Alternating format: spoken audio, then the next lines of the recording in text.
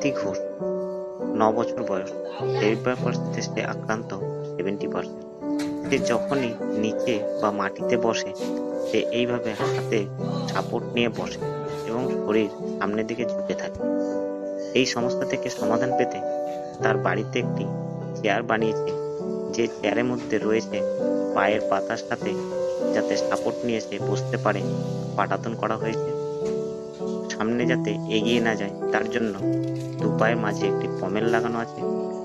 সে যাতে হাতের দ্বারা কোনো কাজ করতে পারে তার জন্য সামনে একটি ট্রে করা হয়েছে। এই ট্রের মধ্যে সে নানা রকম অ্যাক্টিভিটি করতে পারে। দেখুন সে খাতাতে কিভাবে রং করতে পারে।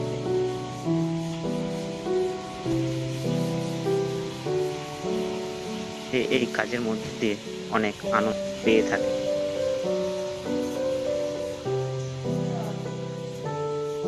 সে এইভাবে বসতে পেরে খুশি হয়ে কাজ করে, সময় মতো পড়তে বসে এবং এতে তাদের বাড়ির লোকও খুবই খুশি।